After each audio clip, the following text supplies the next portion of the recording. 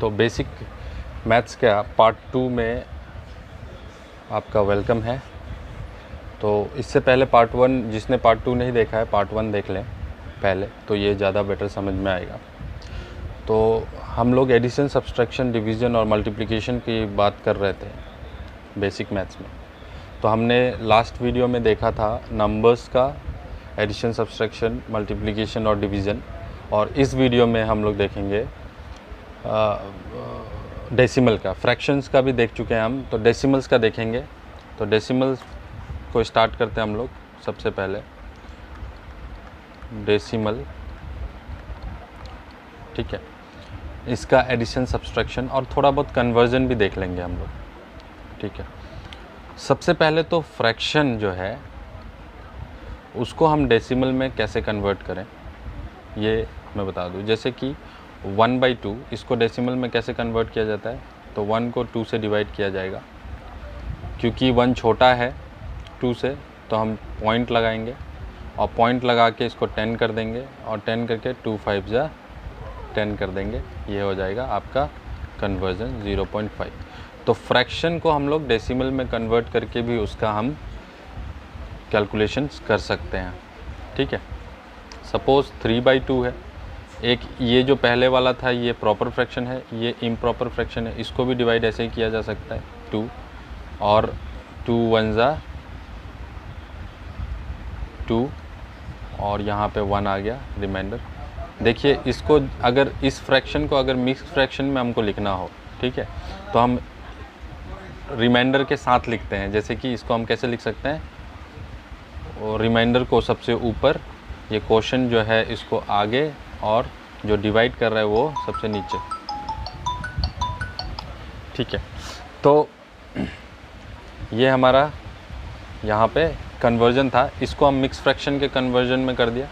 तो जो improper fraction है उसको हम मिक्स फ्रैक्शन में भी कन्वर्ट कर सकते हैं और उसको हम डेसिमल में कर देते हैं। मान लो कि इसको डेसिमल में अगर हमें करना हो, डेसिमल में ही करना हो, तो हम कैसे करेंगे, तो यहाँ पे अब डेसिमल लगा देंगे और इसको 0 कर देंगे और ये आ जाएगा 1.5।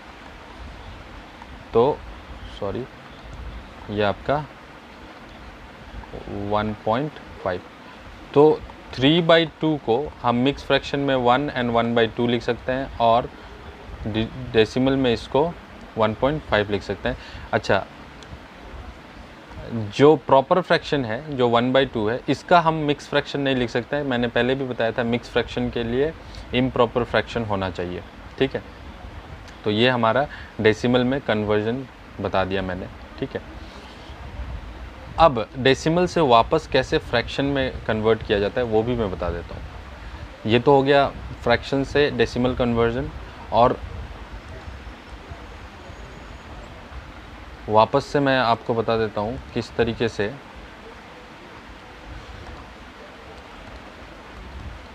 डेसिमल टू फ्रैक्शन कैसे किया जाता है, ठीक है। इससे पहले मैंने बताया था अभी फ्रैक्शन टू डेसिमल, अभी बताया था मैंने 1/2 को हम 0.5 लिख सकते हैं, 3/2 को हम 1.5 लिख सकते हैं। अब सपोज़ करो आपको 0.5 दिया है, अगर मैं बोलूँ इसको फ्रैक्शन बनाओ, ठीक है, जस्ट इसका उल्टा कर रहा हूँ। पहले 1/2 को 0.5 बनाया था, अब इसको इस तरह। तो अगर ऐसा केस आता है तो आपको क्या करना है, सिंपली 0.5 लिखना है, ठीक है। उसके बाद आपको क्या करना है कि इसमें जितना भी नंबर है, ठीक है, ध्यान रखेंगे इसमें जितना भी नंबर है उसको सिर्फ नंबर को लिख देंगे, मतलब कि पॉइंट के साथ नहीं लिखेंगे। क्या लिखेंगे, नंबर के साथ। अब बाई कर दीजिए, डिवाइडेड बाय। अब ध्यान रखना है कि डेसिमल के बाद यहाँ पे कितना नंबर है, क्या नंबर है नहीं पूछ रहा हूँ, कितना नंबर है, कितना नंबर है, एक ही नंबर है, 5 है। तो अब आप क्या कर सकते हो, उसको 1 0 लगा दोगे, 5/10 बन जाएगा। तो ये 5/10 को जब आप कट करोगे तो क्या आ जाएगा, 1/2 आ जाएगा। तो ये हमने जाना कि डेसिमल से फ्रैक्शन कैसे कन्वर्ट किया जाता है, ठीक है। इसी तरीके से जैसे कि 1.5 है, इसको भी कन्वर्ट करना होने से आप देखो, मैंने बोला ना कि पहले 1.5 लिख देंगे और उसके बाद क्या करेंगे कि बिना डेसिमल का इस नंबर को लिखेंगे। बिना डेसिमल का नंबर को लिख दिया, ठीक है। अब आपको क्या करना है कि डेसिमल के बाद राइट साइड में कितना नंबर है, एक ही नंबर है, तो फिर से इसको जब एक नंबर होता है डिवाइडेड बाय 10 कर दिया जाता है। एक नंबर हो तो डिवाइडेड बाय 10, दो नंबर हो तो डिवाइडेड बाय 100। तो ये हो गया। अब इसको कट करो तो 5 3 जा 5 2 जा, तो क्या आ गया 2। अब देखो ये 15/10 इक्विवेलेंट फ्रैक्शन भी है। 15/10 इक्विवेलेंट फ्रैक्शन है किसका, 3/2 का। तो 3/2 के जगह पे हम 15/10 भी लिख सकते हैं, 15/10 के जगह 3/2 भी लिख सकते हैं। कल मैंने इक्विवेलेंट फ्रैक्शन भी बताया था। इक्विवेलेंट फ्रैक्शन वो होता है कि जब आप किसी फ्रैक्शन में सेम नंबर या तो मल्टीप्लाई कर दो या फिर डिवाइड कर दो, तो जो आंसर आता है वो इक्विवेलेंट फ्रैक्शन होता है। जैसे कि 3/2 में अगर मैं दोनों तरफ 2 इंटू कर दूँ तो ये 6/4 आ जाएगा, और ये इक्विवेलेंट फ्रैक्शन है किसका, 3/2 का। अच्छा, 3/2 का इक्विवेलेंट फ्रैक्शन 5/15 भी है, 15/10 भी है, तो इसका मतलब 6/4 भी इक्विवेलेंट फ्रैक्शन हो जाता है किसका, 15/10 का। मतलब ये लोग आपस में इक्विवेलेंट फ्रैक्शन है। इक्विवेलेंट फ्रैक्शन को आप ऐसे भी समझ सकते हो, अगर इक्विवेलेंट फ्रैक्शन को आप काटोगे तो जो बेसिक फ्रैक्शन है वो सेम ही मिलेगा। जैसे कि 6/4 को काटोगे तो 3/2 ही मिलेगा, और 15/10 को भी काटोगे तो 3/2 ही मिलेगा। तो ये होता है इक्विवेलेंट फ्रैक्शन। अब बहुत सिंपल है डेसिमल से फ्रैक्शन कन्वर्ट करना। देखो अब एक एग्जांपल और लेता हूँ। सपोज 2.05 है, ठीक है।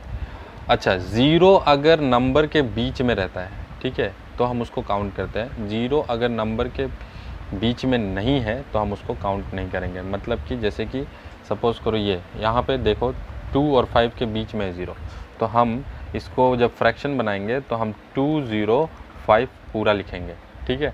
और उसके बाद डिवाइडेड बाय कितना प्लेस डेसिमल है, 2, तो डिवाइडेड बाय 100, ये हो गया। लेकिन सपोज़ कभी आपको ऐसा नंबर मिलता है, इसको डेसिमल में इसको फ्रैक्शन में कन्वर्ट करो, तो देखो ये जो ज़ीरो है ये किसी दो नंबर के बीच में नहीं है, ठीक है। दो नंबर मतलब काउंटिंग वाले नंबर, ये ज़ीरो इसको नहीं काउंट करेंगे क्योंकि ये भी ज़ीरो ही है। तो अब इसको अगर फ्रैक्शन में लिखना होगा तो यहाँ पे सिर्फ नंबर क्या मिल रहा है मेरे को, 3 मिल रहा है।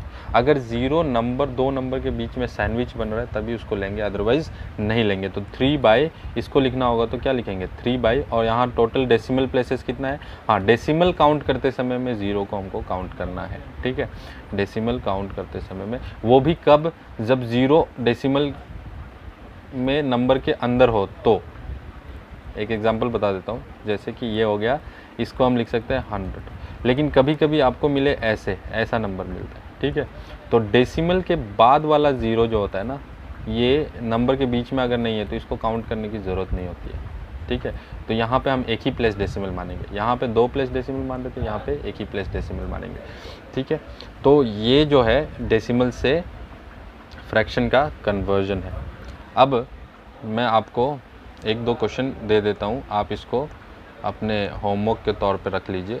जैसे कि कन्वर्ट करो 0.25 को कि फ्रैक्शन में कितना आएगा, ठीक है। 1.35 फ्रैक्शन में कितना आएगा, 2.56 फ्रैक्शन में कितना आएगा, 1.3076 ये कितना आएगा, 0.00125 ये फ्रैक्शन में कितना आएगा, ठीक है। यहाँ पे ये कन्वर्जन हमें देखना है। तो अब देखो, ये आप खुद से भी कर सकते हो, मैं आपको बता भी देता हूँ। इसको मैं बता देता हूँ।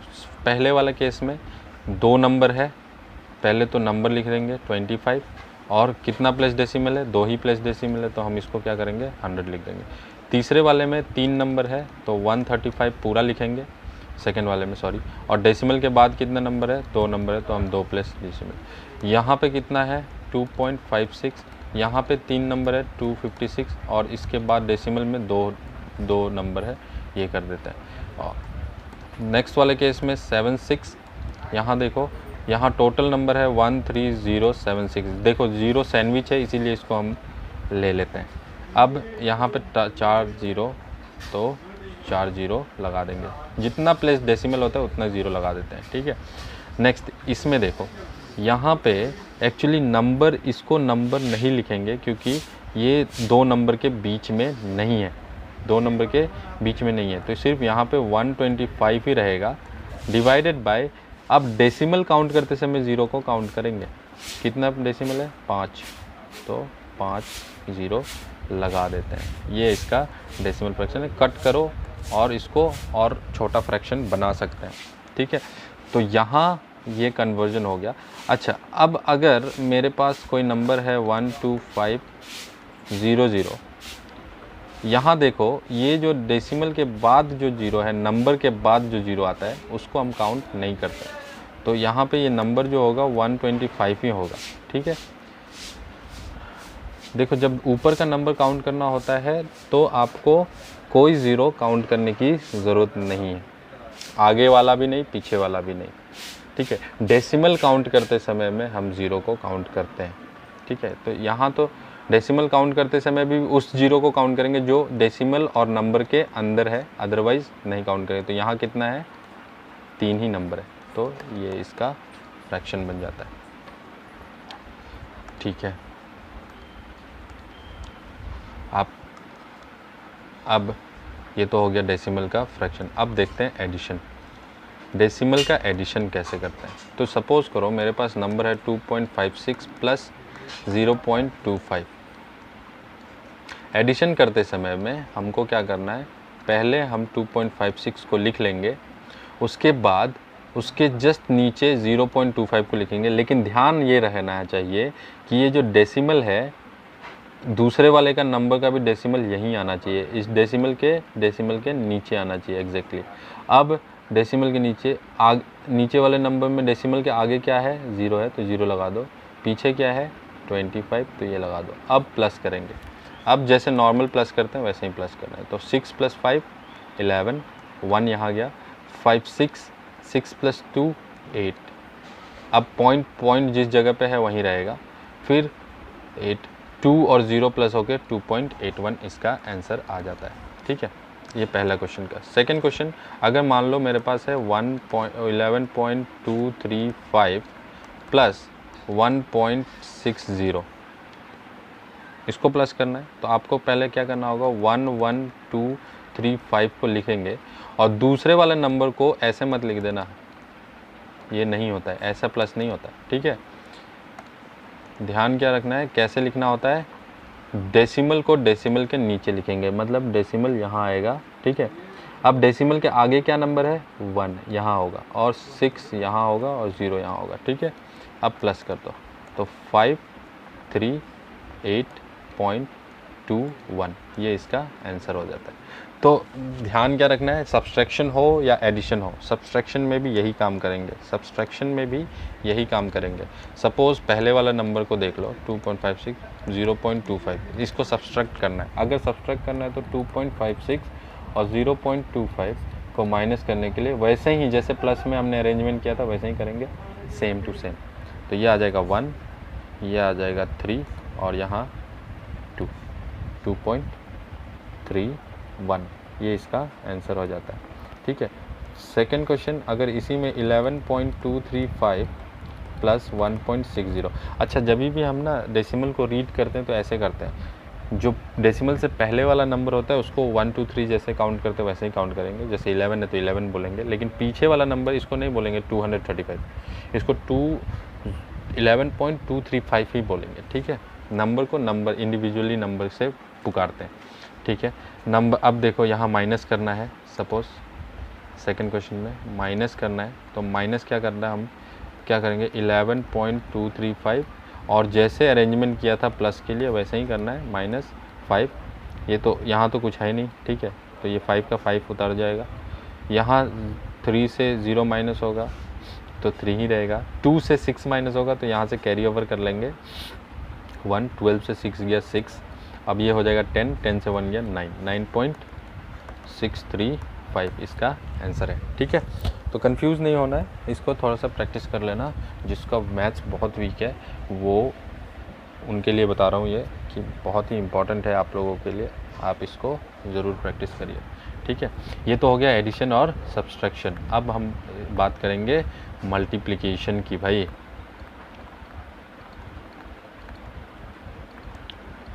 Multiplication of decimals. Copy pen लेके बैठा करो तब आपको समझ में ज़्यादा आएगा, ठीक है।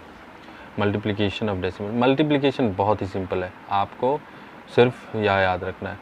सपोज़ मेरे पास नंबर है 1.2 इंटू 2.15, ठीक है, जो भी नंबर है, जो जिसमें देखना, जिसमें ज़्यादा नंबर्स हैं उसको ऊपर लिख लो। अच्छा, ध्यान ये रखेंगे कि यहाँ पे मैं आपको इस तरीके से समझाता हूँ। डेसिमल के फ्रैक्शन में आप जब भी डेसिमल वाला नंबर होगा उसमें मल्टीप्लिकेशन का केस जब भी आता है तो आपको ये ध्यान रखना है कि डेसिमल के नीचे होने की ज़रूरत नहीं है।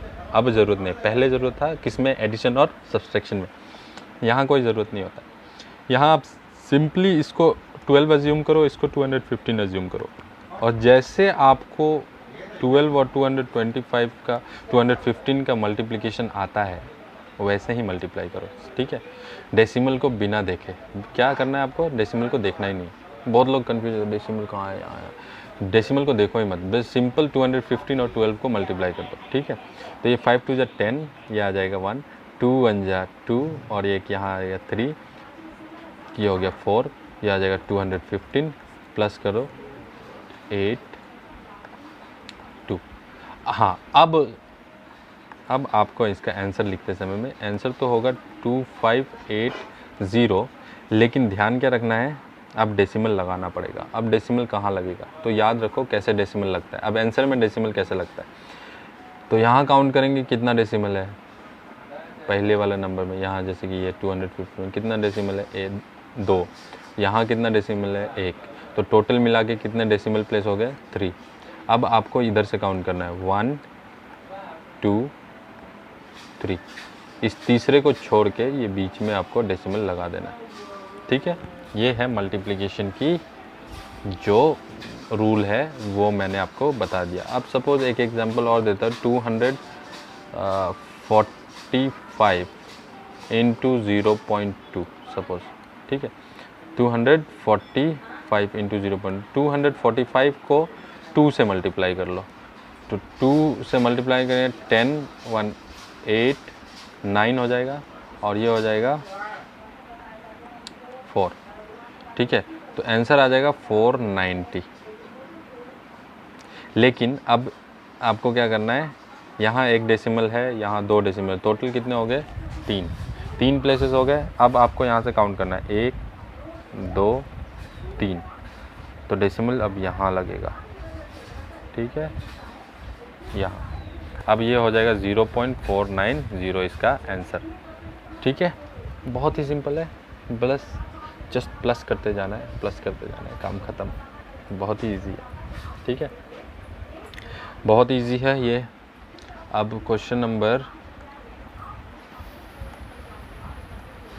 जो है, क्वेश्चन में मल्टीप्लिकेशन का अब ये बताता हूँ, डिवीज़न बताता हूँ। डिवीज़न देख लो, डिवीज़न में क्या करेंगे बेटा, तो डिवीज़न है, इसमें हम लोगों को क्या करना है, ध्यान रखते हैं। डिवीज़न का केस बहुत ही मज़ेदार है। अब 2.56 डिवाइडेड बाय 0.2, ठीक है। याद रखो डिवीज़न जो है ना, कभी भी डेसिमल के फॉर्म में नहीं किया जाता है, ठीक है। तो डेसिमल के फॉर्म में जब डिवीज़न नहीं किया जाता तो किस तरीके से किया जाता है, तो डेसिमल को आप या तो फ्रैक्शन बनाओ तो करो, ठीक है, नहीं तो मैं एक तरीका बता रहा हूँ, क्या है, 2.56 डिवाइडेड बाय 0.2। इसको करने के लिए आपको क्या करना होगा, बहुत सिंपल है। पहले देखो सबसे ज़्यादा डेसिमल कहाँ है, तो सबसे ज़्यादा डेसिमल हमारा यहाँ है, ठीक है। कितना प्लेस है, 2 प्लेस है। अब इसको बिना डेसिमल के लिख दो, 256 बाय, अब यहाँ कितना डेसिमल है, 1 ही है, तो आप इसको भी बिना डेसिमल के लिखो, ठीक है। लेकिन क्योंकि यहाँ 2 प्लेस डेसिमल था ऊपर और यहाँ एक ही प्लेस था, तो यहाँ एक और 0 लगा देंगे और बराबर कर देंगे 2 प्लेस डेसिमल को। ठीक है, डेसिमल का प्लेस बराबर होना चाहिए। ठीक है, अब यह हो गया 256 डिवाइडेड बाई 20। अब इसको आप डेसिमल बना सकते हो आराम से, 256 डिवाइडेड बाई 20 कर दो। ठीक है, 21 जा 20, 5 बचेगा, 22 जा 40, 16। अब छोटा हो गया तो डेसिमल लगाएंगे, डेसिमल लगा के इसको 0 करेंगे और 28 जा 160, ख़त्म। अब इसका आंसर क्या आ जाएगा? 12.8। ठीक है, देखो बहुत ही सिंपल था। कैसे किया है मैंने एक बार और बताता हूँ। सपोज़ मेरे को कोई नंबर है, सपोज़ 0.2 डिवाइडेड बाय 0.4 0.40 सपोज। अब मैंने बताया था पहले ही कि डेसिमल के बाद वाला 0 का कोई काम नहीं होता है, उसको आप नहीं भी लिख सकते हो। ठीक है, तो अब आप इसका डिवीजन करोगे तो ऊपर का नंबर जो है उसको 0.2 डिवाइडेड बाई 0.4 कर दो। अब क्या करना है, ऊपर बिना जहाँ ज़्यादा डेसिमल है तो दोनों में ही एक ही डेसिमल है, तो किसी को भी लिख सकते हैं। ठीक है, अब दोनों में ही एक प्लेस डेसिमल है, तो हमने क्या किया, इसका भी एक प्लेस डेसिमल हटा दिया और इसका भी एक प्लेस डेसिमल हटा दिया, तो ये कितना हो गया 2/4। 2/4 का मतलब 1/2, 1/2 का मतलब 0.5। ठीक है, बहुत ईजी है। अब देखो क्वेश्चन नंबर 3 में देखो क्या करता हूँ। क्वेश्चन नंबर 3 में सपोज 0.25 डिवाइडेड बाई 1.25,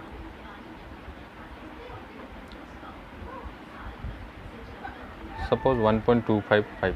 अब क्या करना है आपको, लिखना तो ऐसा ही है 0.25 1.255 ऐसे लिख देंगे। ठीक है, अब देखो सबसे ज़्यादा डेसिमल कहाँ है, नीचे है, तो हमने क्या किया कि इसको बिना डेसिमल का लिखेंगे 255, बिना डेसिमल के लिख दिया।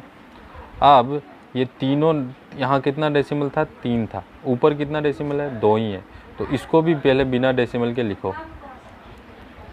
इसको भी बिना डेसिमल का लिख दिया मैंने 25।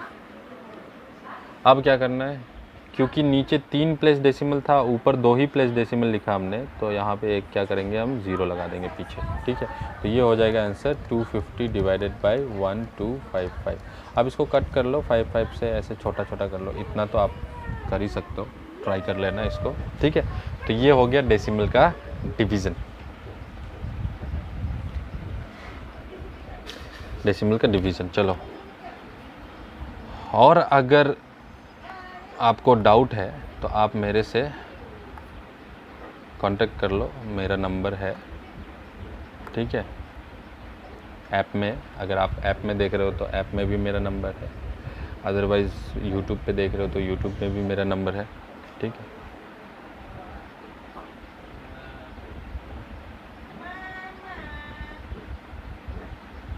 अब डेसिमल का हमने तो देख लिया, एडिशन, सब्सट्रैक्शन, मल्टीप्लिकेशन, डिवीज़न। ठीक है, अब मैं आपको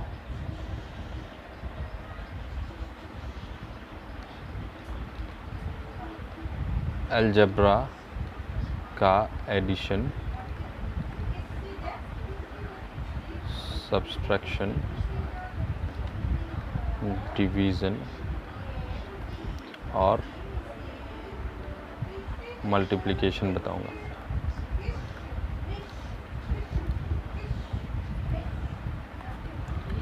तो यहाँ पे हमको क्या करना है, सबसे पहला तो एडिशन में अलजेब्रा क्या होता है। अलजेब्रा होता है जब हम किसी अल्फ़ाबेट और अल्फ़ाबेट को प्लस करते हैं। ठीक है, अल्फ़ाबेट और अल्फ़ाबेट को माइनस करते हैं।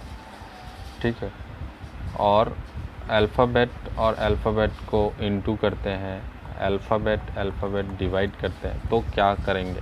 ठीक है, तो याद रखो बहुत ही सिंपल है। देखो, जब भी कोई अल्फ़ाबेट लिखते हैं, इसके आगे जो, अगर आपके पास नंबर नहीं है तो उसके आगे आपको एज्यूम करना होता है कि नंबर 1 है। अगर नंबर नहीं है तो, जैसे इसके आगे है तो इसको हम एज्यूम क्या करेंगे, इसमें तो लिखा ही है 2। ठीक है, तो ये जो 2 और 1 है ना, इसको हम बोलते हैं coefficient, coefficient of x, coefficient of x बोलते हैं। कोफिशिएंट मतलब आगे जो नंबर लगता है, ठीक है। अच्छा, इसी अल्फ़ाबेट पे यहाँ अगर कोई नंबर होता है, इसको हम पावर कहते हैं। ये क्या है? पावर है, ठीक है। दोनों में फ़र्क है। तो कि कोई नंबर अल्फ़ाबेट अगर x लिखा हुआ है तो इसके आगे भी 1 है। सपोज़ अगर कुछ नहीं लिखा है, x ही लिखा हुआ है, तो इसके आगे भी 1 होता है और इसका पावर भी क्या होता है? 1 होता है, ठीक है। तो सबसे पहला चीज़ क्या समझना है हमको? अब हमको समझना है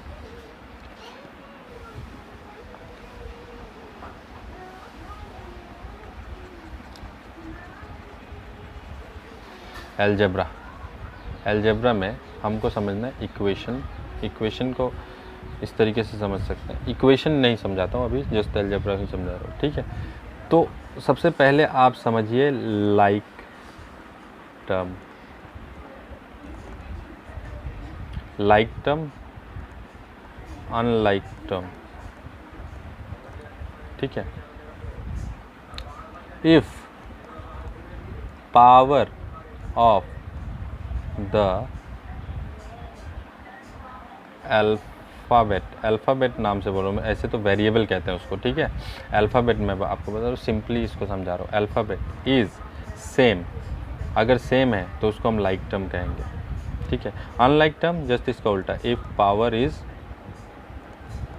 नॉट सेम, ठीक है। अब इसको समझाता हूँ मैं, जैसे कि x और यहाँ भी एक x लिखा है, दोनों का पावर क्या है? 1 1। सिर्फ पावर देखना होता है लाइक टर्म के लिए। क्या देखना है? पावर देखना है। तो अगर पावर आपने देखा, पावर आपने देख लिया, ठीक है, दोनों सेम है, इसका मतलब इसको और इसको हम लाइक टर्म कहेंगे, ठीक है। लाइक टर्म ऑब्वियसली ये तो लाइक ही था।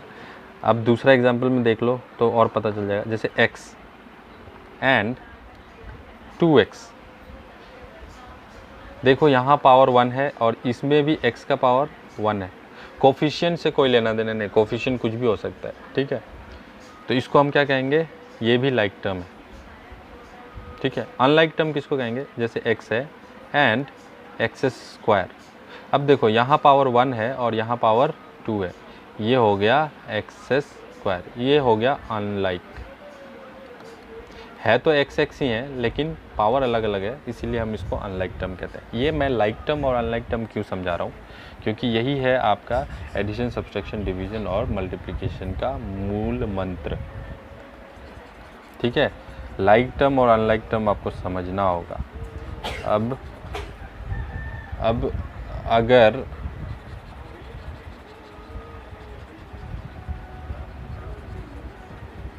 मैं आपको समझा रहा हूँ, 1 मिनट इसको अरेंज कर लेने दो, ठीक है। हाँ, अब मैं आपको समझाता हूँ लाइक टर्म में क्या होता है। लाइक एंड लाइक प्लस हो सकता है, like term and like term plus हो सकता है। अनलाइक और अनलाइक कभी भी प्लस या माइनस नहीं होगा। तो एडिशन एंड सब्सट्रैक्शन सिर्फ लाइक टर्म का होता है। Addition in subtraction is possible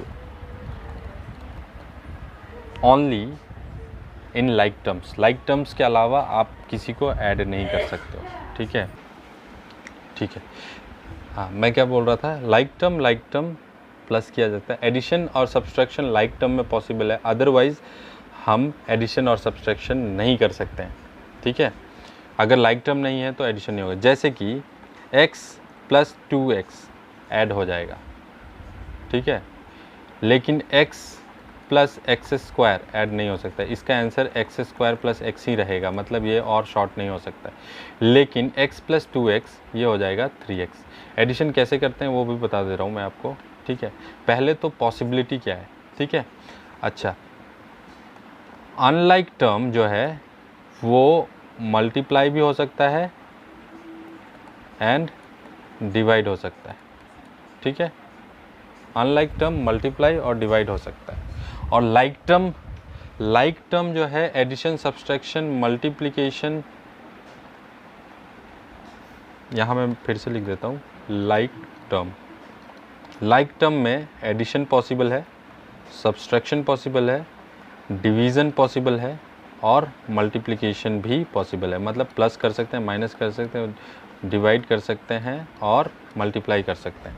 लेकिन अनलाइक टर्म जो है उसमें सिर्फ और सिर्फ multiplication and division is possible, ठीक है।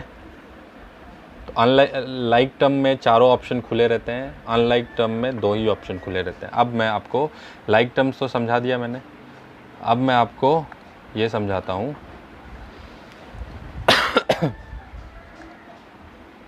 कि कैसे एडिशन किया जाता है, कैसे मल्टीप्लिकेशन किया जाता है। तो एडिशन हमेशा लाइक टर्म का होगा। तो सपोज 3x + 5x, ठीक है, एडिशन। इसमें कुछ नहीं करना होता है। जब एडिशन या सब्सट्रैक्शन करते हैं आप तो सिर्फ नंबर को ध्यान दो, ठीक है। तो नंबर का ऑब्वियसली नंबर का रूल आपको पता है ना, दो, जैसे सपोज 3 और 5 मैंने लास्ट वीडियो में बताया था, ये 8 होगा, ठीक है, क्योंकि इसका साइन भी प्लस है और इसका साइन भी प्लस। साइन यहाँ पे भी देखना है, ठीक है, साइन यहाँ पे भी देखेंगे हम, ठीक है।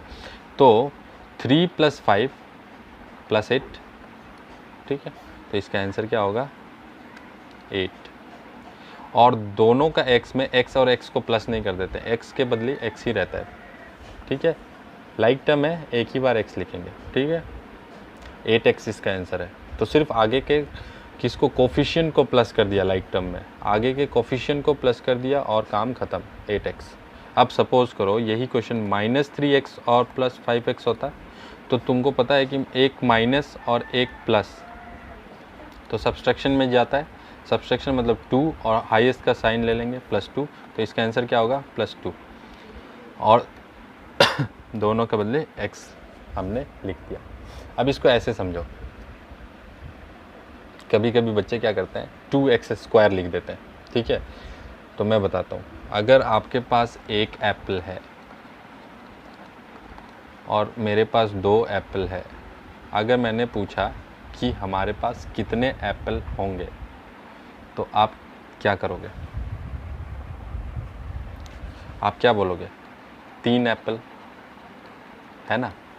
ऐसा तो नहीं बोलोगे 3 एप्पल², नहीं है। सेम यही रूल लगता है यहाँ पे। 3x है, 3 एप्पल है, +5x है, 5 एप्पल है, मिला के कितने एप्पल होंगे 8 एप्पल। 8 एप्पल² तो नहीं होगा, इसीलिए वही थ्योरी को आप याद रखो, ठीक है। -3 एप्पल है, +5 एप्पल है, तो टोटल कितने एप्पल हुए, तो +2 एप्पल, ठीक है। ये आपका लाइक टर्म का एडिशन। तो एडिशन भी बता दिया, सब्सट्रैक्शन भी बता दिया। ये एडिशन और सब्सट्रैक्शन तो एक ही चीज़ है ना भाई, मैंने बोला था एक ही कॉइन का 2 पहलू है, सेम रूल चलता है। लाइक टर्म में एडिशन हो गया। अब लाइक टर्म में मल्टीप्लिकेशन बताता हूँ। सपोज ये मल्टीप्लिकेशन होता है तो साइन अभी भी वही सही देखना है। 2 पॉजिटिव साइन आंसर पॉजिटिव रहेगा, 2 नेगेटिव साइन आंसर पॉजिटिव रहेगा। दोनों साइन अगर नेगेटिव है मतलब same sign answer positive, different sign answer negative, ठीक है। ये आपका मल्टीप्लिकेशन का रूल है, कल नंबर सिस्टम में भी बताया था मैंने आपको, एक बार रिपीट करना उसको, ठीक है। थे ना, बोला था ना मैंने कि 3 + 5 कितना हो जाएगा 8, 3 × 5 कितना हो जाएगा 15, प्लस नहीं करना इंटू करना, ठीक है। 3 × 5 कितना होगा 15, ठीक है। -3 × 5 कितना होगा -15, -3 × -5 कितना होगा +15। दोनों सेम साइन है तभी भी आंसर पॉजिटिव होता है, ठीक है। दोनों प्लस हो, दोनों नेगेटिव हो, आंसर पॉजिटिव रहता है। ये कल मैंने बताया हुआ है, आप इसको ध्यान दे देना, ठीक है। तो यहाँ पे दोनों ही साइन क्या है पॉजिटिव है। तो इस केस में आपको कोफिशिएंट, देखो प्लस के केस में भी कोफिशिएंट को प्लस करना था, मल्टीप्लिकेशन के केस में भी मल्टीप्लिकेशन आपको कोफिशिएंट को मल्टीप्लाई करना है। तो 3 × 5 15। अब यहाँ क्या करेंगे, अब यहाँ थोड़ा सा डिफरेंस हो जाता है रूल में। प्लस के केस में x को हम एक ही बार लिखते थे, ठीक है, यहाँ x × x भी हो रहा है, मतलब 3 × 3 तो x × x। कभी भी कोई वेरिएबल या अल्फ़ाबेट मल्टीप्लाई होता है तो पावर ऐड हो जाता है, लेकिन कब होगा, जब दोनों का दोनों अल्फ़ाबेट सेम हो, ठीक है, सेम बेस सेम, पावर का बात नहीं कर रहा हूँ मैं, ठीक है, बेस सेम हो तो x × x अब हो जाएगा x²। तो x × x यहाँ पावर क्या हो जाता है, प्लस हो जाता है, ठीक है।